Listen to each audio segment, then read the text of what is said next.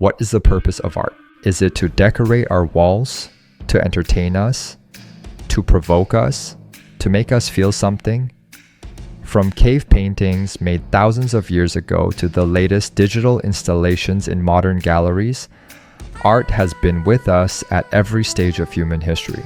But why? Why do we create? Why do we spend time, energy, and even entire lives making art? And why do we keep returning to it as viewers, listeners, and participants? Art is as old as humanity itself.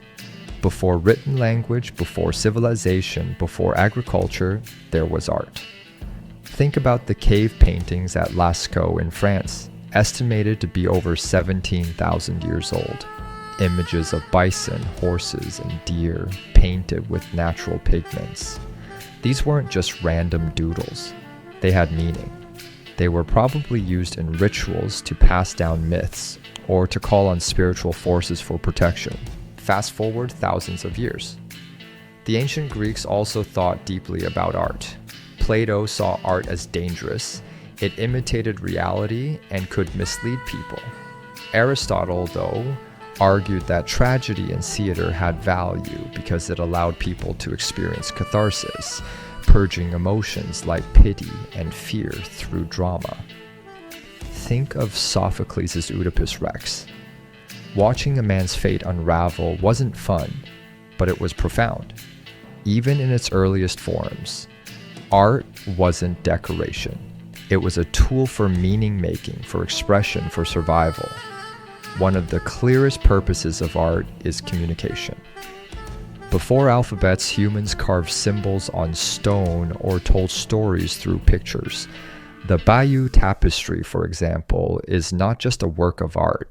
It's a historical narrative embroidered in thread, showing the Norman conquest of England in 1066. Music also communicates across time and culture. Beethoven, deaf for much of his career, composed symphonies that still move people 2 centuries later. His Ninth Symphony, with its famous Ode to Joy, isn't just music. It's a message of unity and brotherhood. Art communicates the ineffable, the things too deep or complex for ordinary language. You don't need to speak Norwegian to feel the raw anxiety in Edvard Munch's The Scream. The painting itself is the message. Another purpose of art is expression. Every human being carries emotions and experiences that are hard to articulate. Art gives them a channel.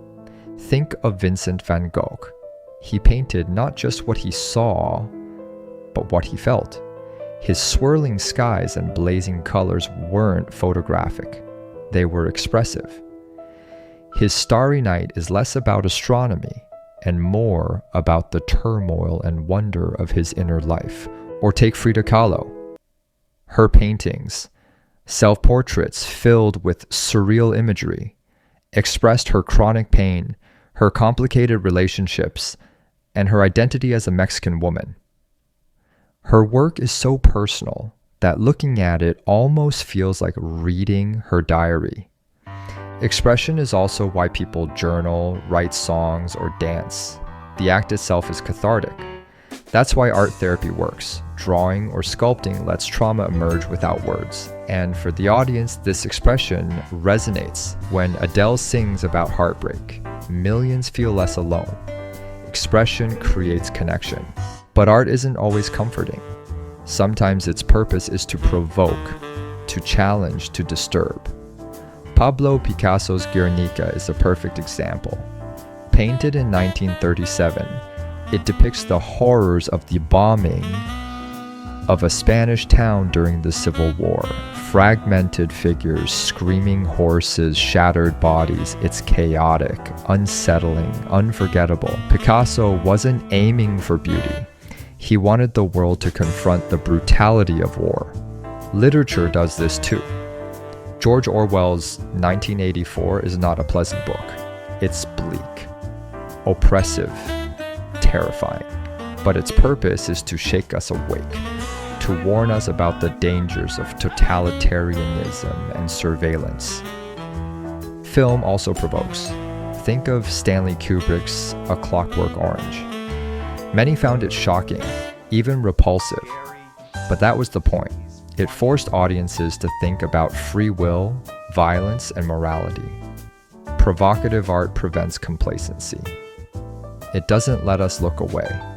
Of course, not all art is about provocation. Sometimes its purpose is simply to bring beauty, joy, and wonder into our lives. Think of Claude Monet's Water Lilies, or a Mozart concerto, or a Shakespeare sonnet like "Shall I compare thee to a summer's day?" These works exist not to disturb, but to delight. Oscar Wilde famously said art is useless. What he meant was that art doesn't need a practical function. It can exist purely for beauty's sake. Sometimes that's enough. When you watch a ballet, listen to Louis Armstrong play the trumpet, or see a child's finger painting, the joy itself is the purpose. Art reminds us life is not just survival, it's also celebration. Art is also how we remember who we are. If history gives us facts and dates, art gives us the soul of a culture. Michelangelo's Sistine Chapel ceiling is more than a painting. It's a record of Renaissance thought, theology, and artistic ambition. Japanese haiku poetry preserves not just language, but a way of seeing the world. Minimalist, attentive, rooted in nature. Think about film. Charlie Chaplin's Modern Times captures the anxieties of industrialization in the 1930s. Decades from now, when people look back at our own era, they'll likely study not just our technology, but our films, songs, and memes to understand what it felt like to live today. Art is our memory bank. Without it, history would be hollow. Another purpose of art is transformation. Sometimes a novel, a song, or a film changes how you see the world. Harriet Beecher. Stowe's Uncle Tom's Cabin is credited with shaping American attitudes about slavery before the Civil War. Bob Dylan's protest songs gave voice to the civil rights and anti-war movements of the 1960s. Even a single line of poetry can shift your perspective. Rumi, the 13th century Persian poet, wrote, "The wound is the place where the light enters you." For many, those words have transformed how they see suffering. Art doesn't just reflect reality, it can change it. For many cultures, art is spiritual. In indigenous traditions, masks, dances, and songs are not just entertainment, they're sacred. They connect people with ancestors, nature, and the divine. Christian cathedrals use stained glass, music, and architecture to lift the soul toward heaven. In Buddhism, sand mandalas are painstakingly created, only to be destroyed to embody impermanence. Even outside religion, people often describe art in spiritual terms. Listening to Beethoven's Ninth Symphony or standing before a Rothko painting can feel transcendent, like touching something beyond yourself. Art at its highest can be a doorway to the sacred. Beyond history, society, or religion, there's also the personal purpose of art. For the artist, creating can be survival. Virginia Woolf once said, "I write to make sense of the world." Many artists echo that sentiment. For the audience, art can be a companion. When you're heartbroken, you turn to songs that capture your pain. When you need inspiration, you reread a favorite novel. When you need laughter, you watch a comedy film. Art meets us where we are. It doesn't just belong in museums or concert halls, it belongs in our bedrooms, our playlists, our notebooks. After all this exploration, what's the answer? The truth is, there isn't one single purpose. Art is too vast, too diverse, too alive to be reduced to a single function. Art can communicate, express, provoke, heal, delight, preserve, transform, and transcend. Its purpose changes depending on the context, the creator, and the audience. But maybe that's the point.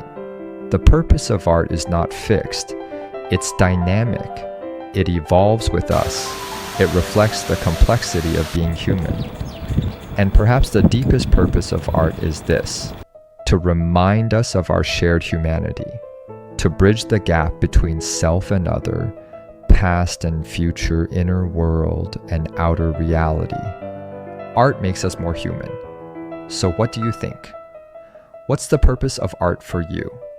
Is it to express, to heal, to provoke, to inspire? Let me know in the comments. I'd love to hear your perspective. And if you found this video meaningful, don't forget to like, subscribe, and share it with someone who loves art as much as you do. Because in the end, art only fulfills its purpose when it's shared.